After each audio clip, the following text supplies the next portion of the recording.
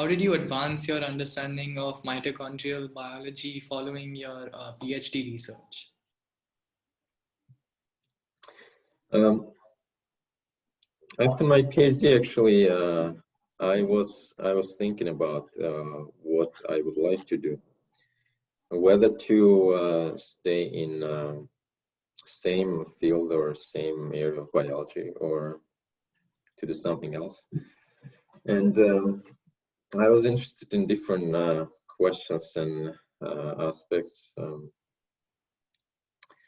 Was reading a lot of different literature, and not specifically in the mitochondrial field, and neuroscience or immunobiology, cell biology, and this and that. And at that time, I decided that probably I would like to switch fields, and would like to, and also would be beneficial to for my own experience to learn something new. And that's why I decided to maybe even drastically switch my fields, going from molecular biology, biochemistry, studying mitochondrial gene expression, to a relatively distant field of immune system and studying allergic reactions. And I specifically wouldn't like to have direct connection to mitochondria, because that would immediately would draw back me to the field before and to the questions and ideas that I already know. That's why my desire was to be relatively distant from that and learn something completely new that I wasn't exposed to that before. That's why I decided to switch the fields and learn something completely different.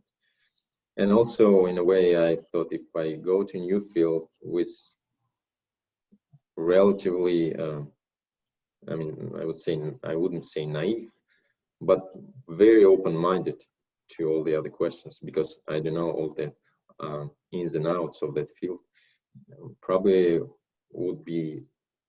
would be more prone to come up with some new hypothesis. Yeah. And what was that transition like? Yeah, so I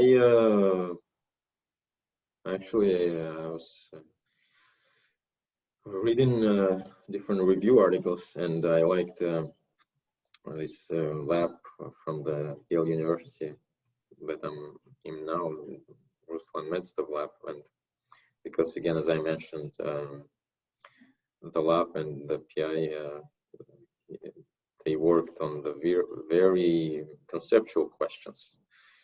They weren't specifically addressing specific molecular details of how the things works, but they were more concerned about why the specific thing works that way, and also in terms of evolution. Basically, the question was, I would probably we use the example for mitochondria, not how let's say mitochondrial gene expression works or what specific mechanism, or let's say why did it evolve that way, and what's the purpose of mitochondria in general, besides that we know that it's known for ATP generation, this and that, or what is it similar to if we look, let's say, at some suborganismal levels and the other at the levels of population, whether we can find something similar to that's mitochondrial, how mitochondria incorporate in eukaryotic cells. Basically, those questions about evolutionary aspects and these distal causes that I already spoke about were really interesting to me, and also different area of biology, and that's why I just wrote a letter and sent them my resume, and then got invited for interview, and I liked the lab and the environment, and and I like the questions that they study, and that's why I decided to join the lab, and I'm working now. And now I'm working on different questions of allergic immune responses, how allergies develop, and what are the triggers and of allergies, and how we can sense allergic responses. Yeah. And what's the reason behind allergies after all? Yeah. So that consists of how our body responds to, for example, cancer cells, something like that. That can relate to, yeah, in general, how immune system as well as nervous system is senses a lot of different things that go on in our environment and detects things. And now it's more appreciated that the sole function of immune system is not just defense, but it's also important in a lot of different homeostatic functions, let's say at the normal level where we're not infected with some bacterial viruses.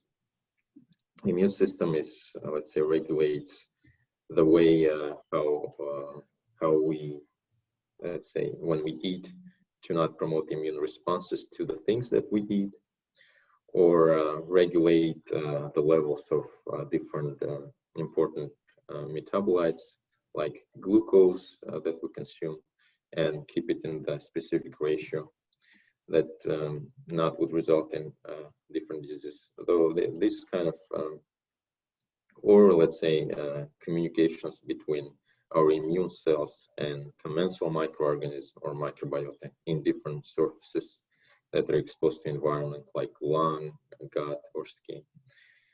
And that's why immune system can respond and sense different modalities or different sensors in the environment, different sensory triggers in the environment, and adjust its responses to it. And when there is over activation of immune system, or insufficient activation of immune system, which can be a result of genetic abnormalities or some mismatch with the environment that we live in, because we used to live in one environment and then now we live in different, and we just didn't couldn't evolutionary adjust to that environment. That's why like problems happen with diseases and other abnormalities.